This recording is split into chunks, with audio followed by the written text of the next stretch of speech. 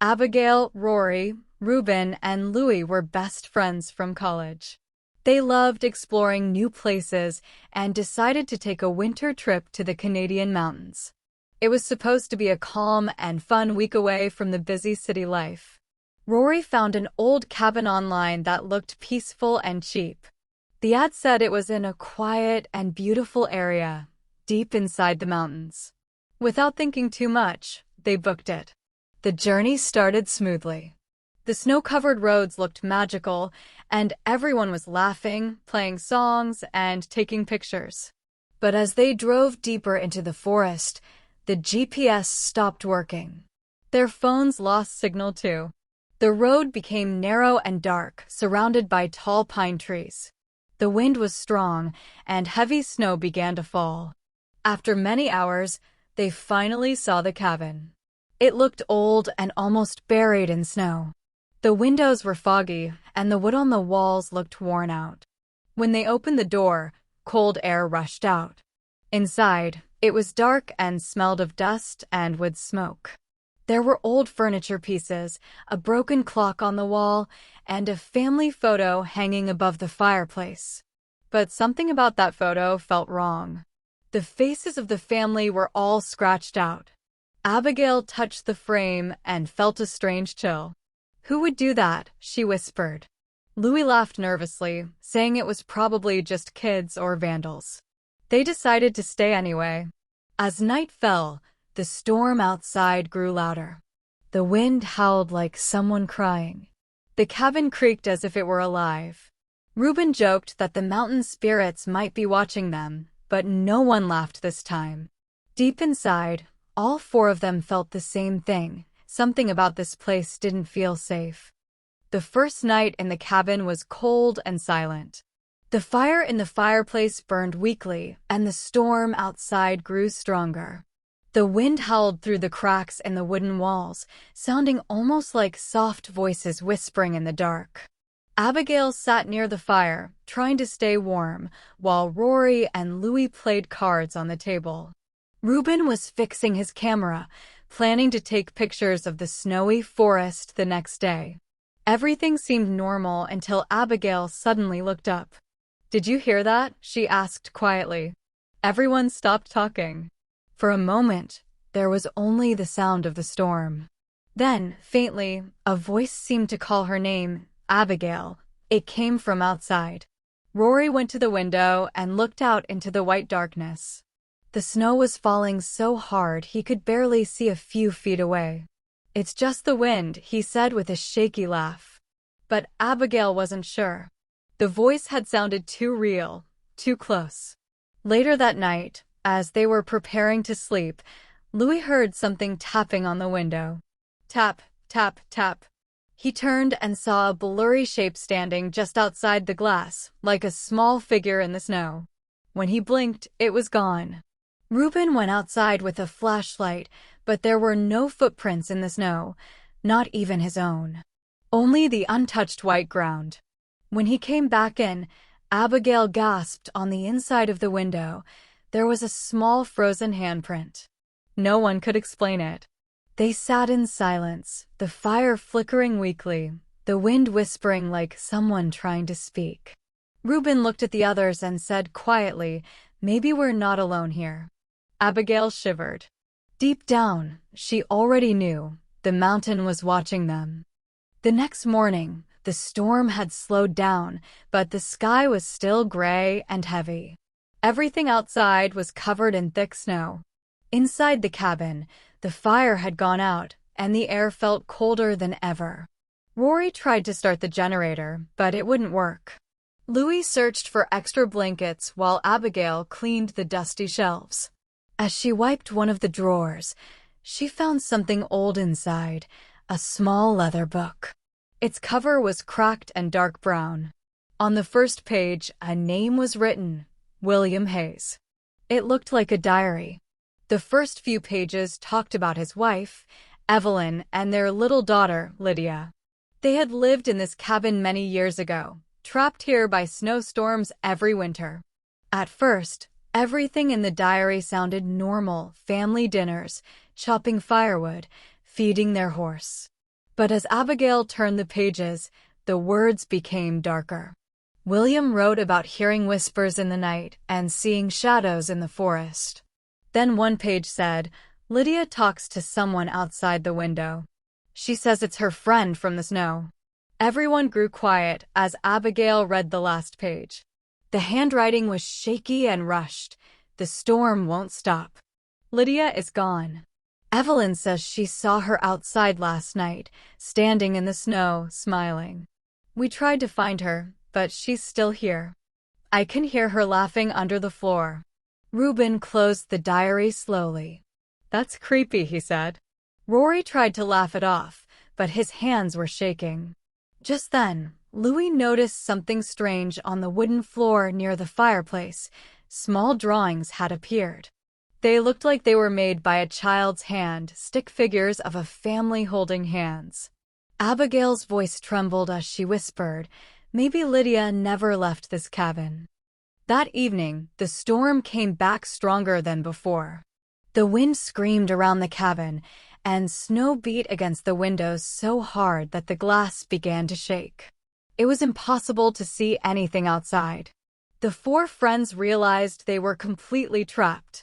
The road they had come from was now buried under heavy snow, and the car engine refused to start.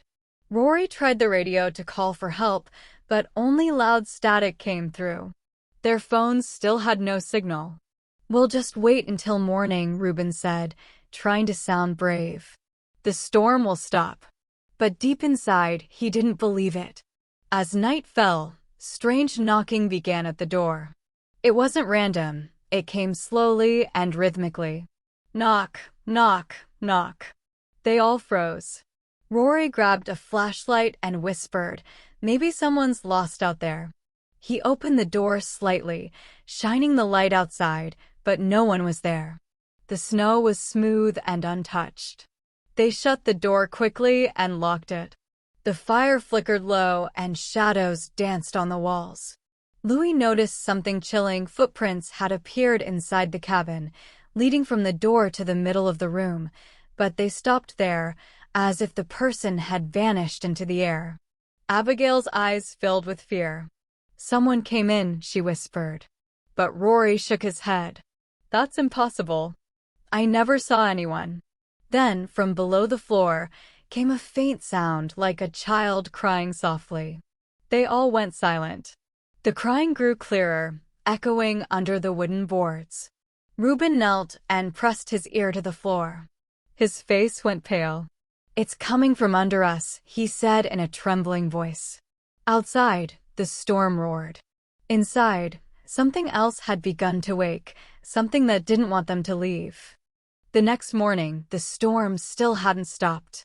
Snow blocked the doors and windows, turning the cabin into a frozen prison. Everyone looked tired and scared. They hadn't slept much because of the crying sounds that came from under the floor all night. Louie suggested they find where the sound was coming from. Reuben grabbed a small tool and began to lift one of the old wooden floorboards.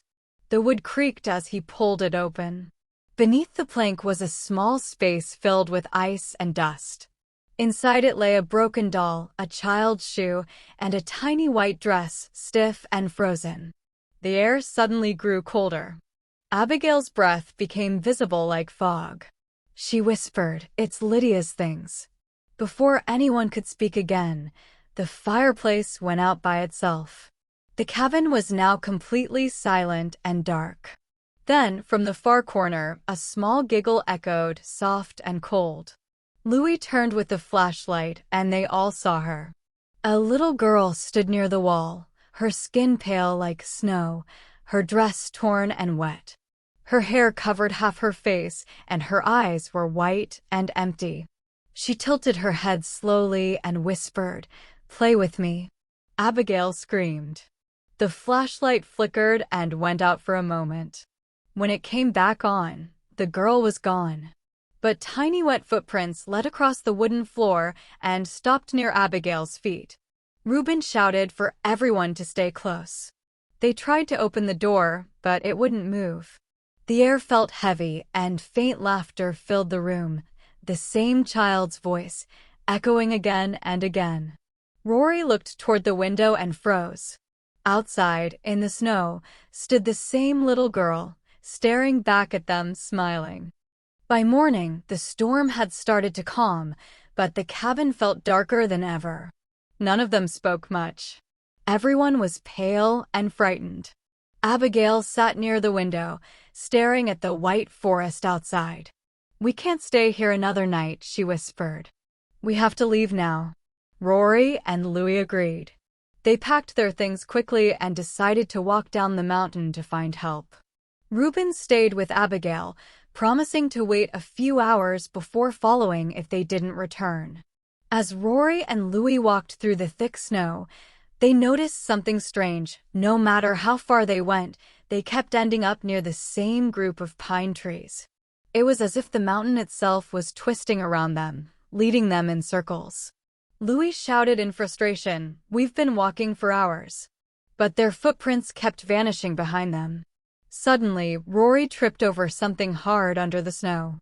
When they brushed it away, they found a small wooden cross with a name carved into it, William Hayes. A few feet away were two more crosses, Evelyn Hayes and Lydia Hayes. Louie's hands shook as he pointed to a fourth cross half buried in the snow. The name on it was fresh, carved recently, Abigail Reed. Panic filled them both. "No, this can't be real," Rory whispered. They ran back toward the cabin, but when they reached it, everything had changed. The cabin was no longer warm and wooden. It looked burnt, black, and broken, as if it had been destroyed many years ago. The windows were shattered, the door hanging loose. Inside, the furniture was gone, and only ashes remained. On the wall, new photographs hung in dusty frames, Abigail, Rory, Reuben, and Louie, their faces already scratched out. Night fell faster than usual. The sky turned dark and the wind returned, howling through the burned cracks of the old cabin. Abigail and Reuben sat near the cold ashes of the fireplace, waiting for Rory and Louie to return, but they never did. The silence outside was heavy, and snow kept falling endlessly. Abigail's hands were trembling. "Something's wrong," she whispered. "They should have been back by now." Reuben nodded slowly. He tried to open the door, but it wouldn't move, as if something was holding it shut from outside. The air felt thick, colder than before, and every breath came out as fog. Then, faintly, they heard footsteps above them in the attic. Slow, careful steps. Creak, creak, creak. Reuben looked up nervously. "No one's up there," he said, but the sound kept coming, moving right above their heads. Abigail picked up a lantern and climbed the stairs, even though her legs were shaking. Reuben followed behind her. The attic door creaked open with a long, painful sound. Inside, the air was freezing and smelled like smoke and old wood. In the middle of the attic sat a small wooden table. Around it were three ghostly figures, a man, a woman, and a little girl, all sitting still, pale, and smiling softly. Abigail realized it was the Hayes family. The little girl, Lydia, turned her white eyes toward Abigail and smiled wider. "You came back," she whispered. Reuben tried to pull Abigail away, but his hand passed through the air like fog. The ghosts stood up slowly, surrounding them. Lydia reached out and took Abigail's hand. "You stayed too long," she said softly. The next morning, rescuers finally reached the mountain. The cabin was empty and silent. But on the wall, new photographs hung in neat frames, Abigail, Rory, Reuben, and Louie, each face carefully scratched out, just like the ones before. The rescue team never found any signs of Abigail, Rory, Reuben, or Louie, only their frozen belongings and those old photographs on the cabin wall. Locals say that every winter, when the snow gets too heavy, hikers still hear soft whispers near that part of the mountain. Some even claim to see a little girl in white standing between the trees, waiting for someone to play with her again. No one goes near the cabin anymore. It stands there quietly, burned, broken, and full of silence, hiding its dark secret under the endless snow. So, if you ever visit the Canadian mountains and find an old wooden cabin deep in the forest, turn back before nightfall, because some doors, once opened, never close again. If you enjoyed this story, don't forget to subscribe to the channel, like the video, and share it because more terrifying stories are waiting just for you.